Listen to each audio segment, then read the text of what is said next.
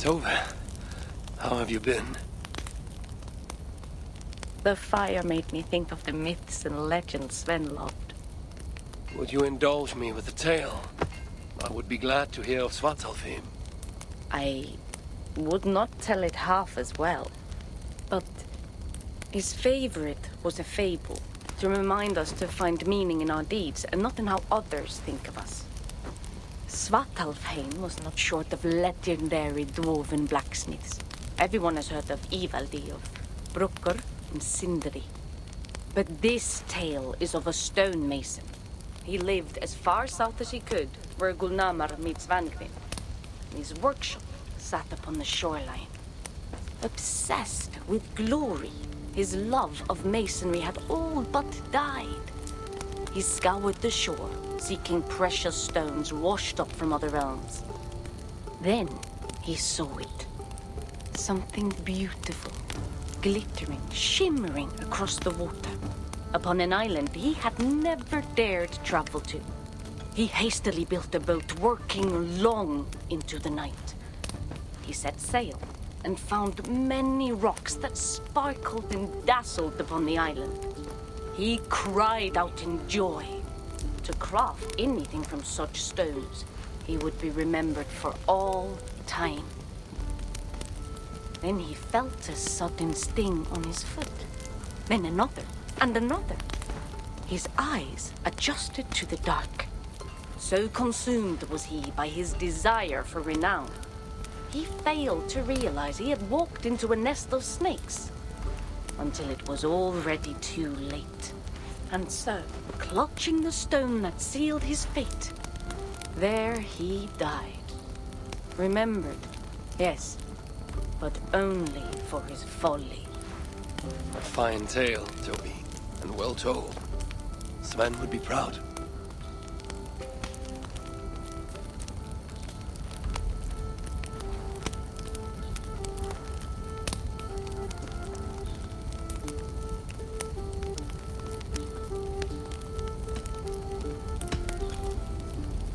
Another time, perhaps. In every great story, there's truth to be found. I wonder what could be found in Svartalfheim, the place they spoke of.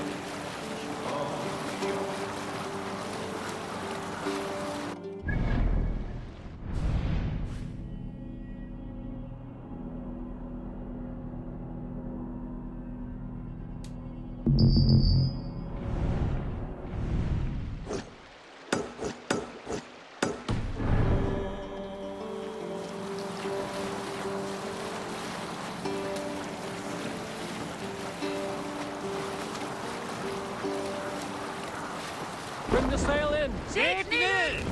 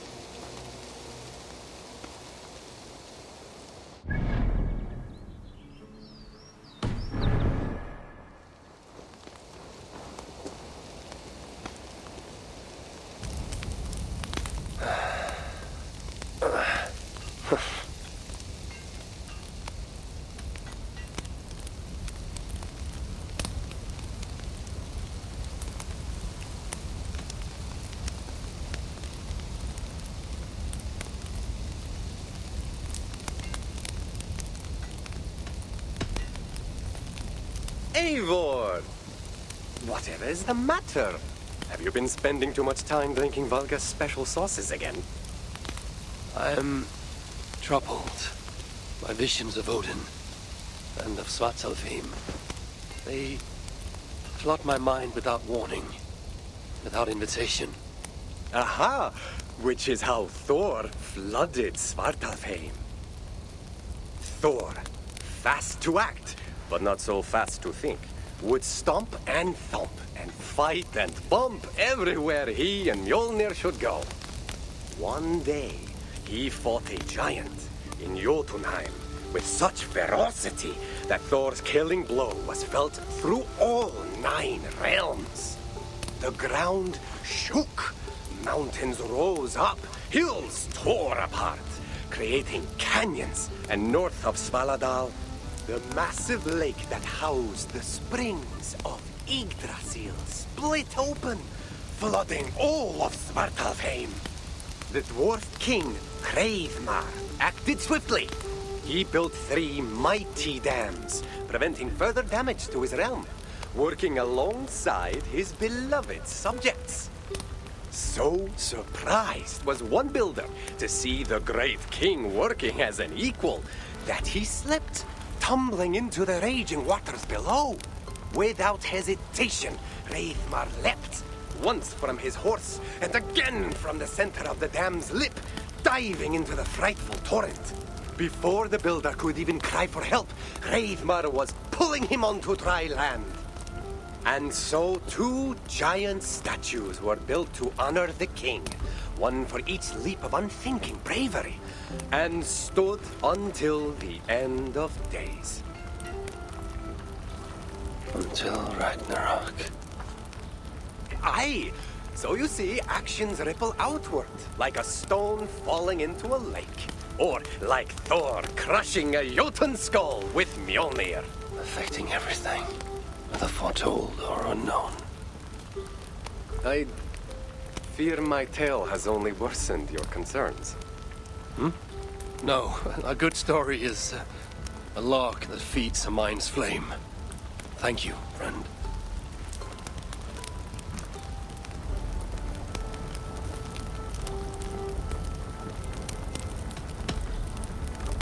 Another time, perhaps.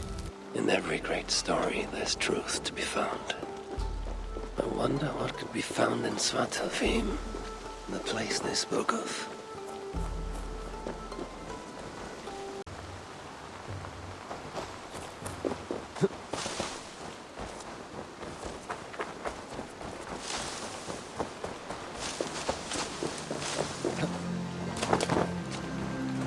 Eivor!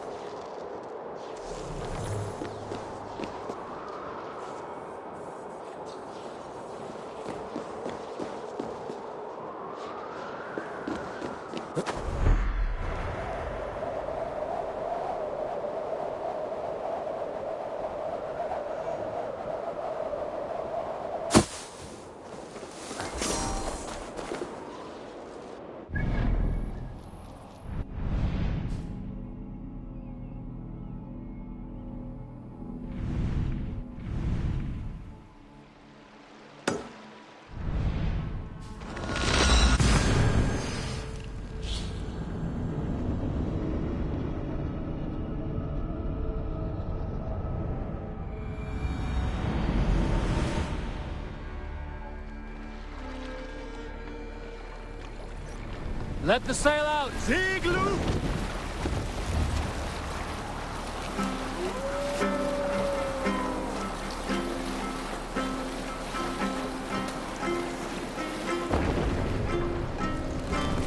Bring the mast down!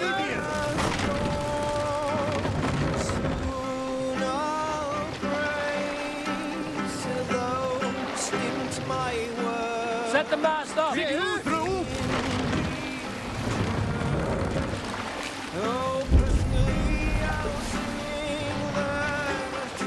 We will pick up. Vorungur okkar frækin.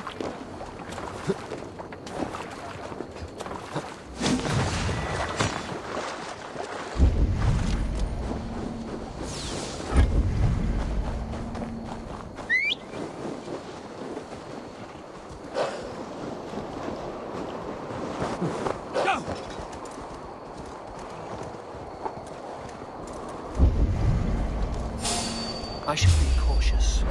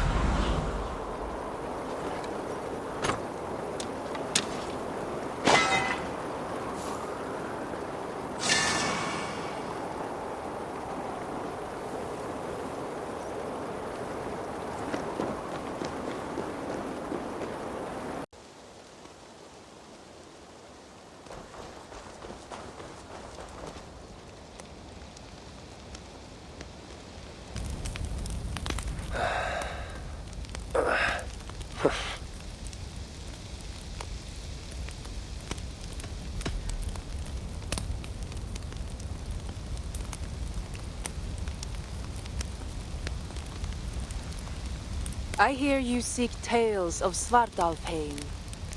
You are not alone in your glimpses of the Aesir. You have seen them too. No. Only the power the visions hold, and their effect on those once held dear. You speak of Sigurd. Do you want my tale or not? There was a dwarven miner who cared only for his work. Mining was all he knew, all he wanted to know, and all he would ever know.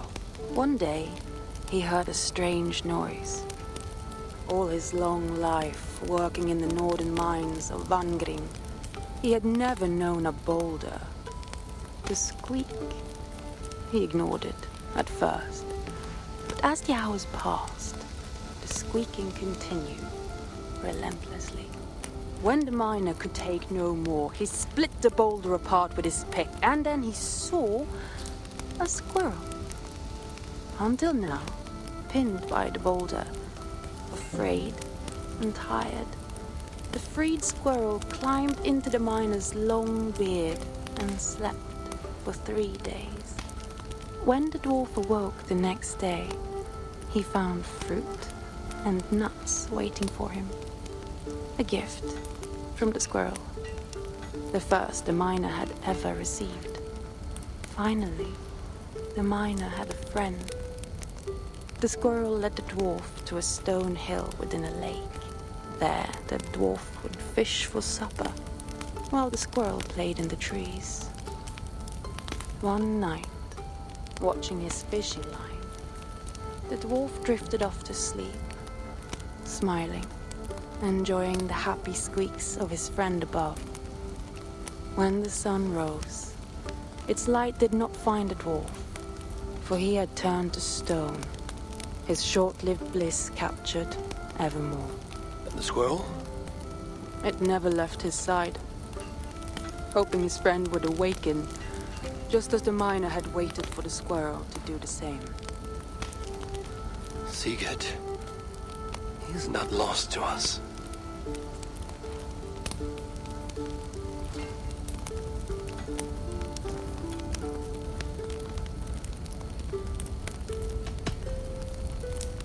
Another time, perhaps. In every great story, there's truth to be found. I wonder what could be found in Svartalfheim, the place they spoke of.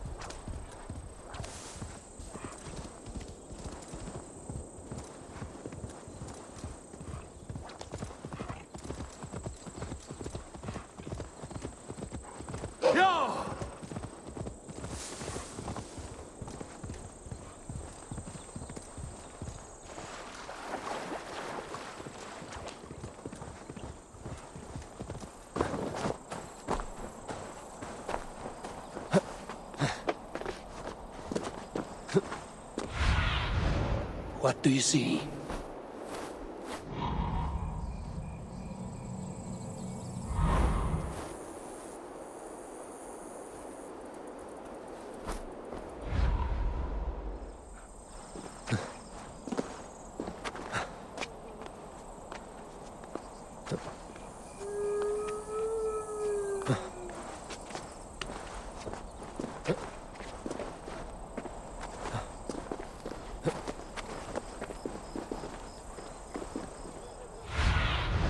Cast about this land, my friend.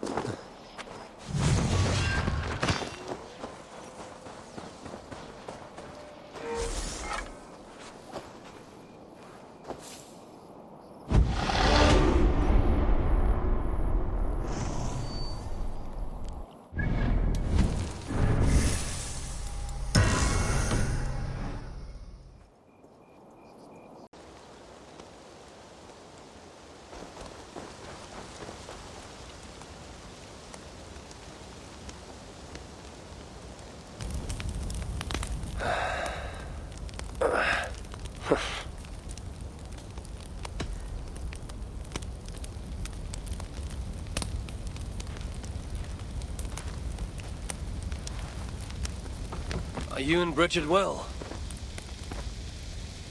Of course. The flames soothe my mind, as do the tales told here. You have one to share, Gunnar. A legend of Svartalfheim. Aye, a story of a king who could not see the wood for the trees. Raidmar, greatest of dwarven kings. Within his palace in Gulnamar, he wanted for nothing except an heir. Raidmar and his wife had grown old. Perhaps too old. Late one night, consumed with worry, Raidmar walked in the shadow of his vast mountaintop palace, tears in his eyes. "The great king! What ails you?" a voice said. Afraid, Raidmar saw no one. "Who goes there?" he replied. Then he saw who addressed him. A vast and ancient tree, perhaps almost as old as Ymir himself. Raidmar sat upon its roots and told the tree he feared he was too old to give his subjects the legacy they deserved. The tree was so moved, it wept and offered its tears to Raidmar.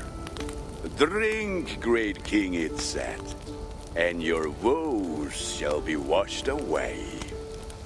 Raidmar observed the grass, the meadows, the leaves of the tree. His subjects' happiness could be seen in how they cared for the land. His legacy was all around him.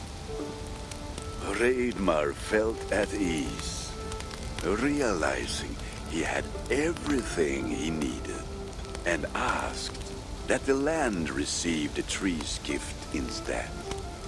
The tree's happy tears flowed evermore, enriching the land. 9 moons passed, and a baby's cry rang through Raidmar's palace.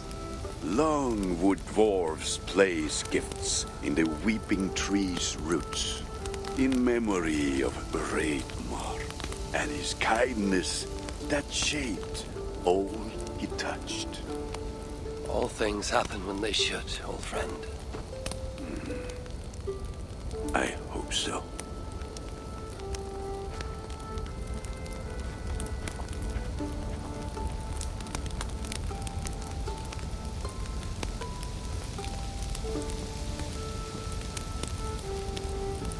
In every great story, there's truth to be found.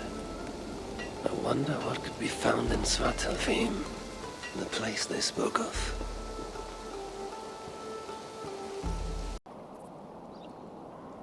Have a good soar.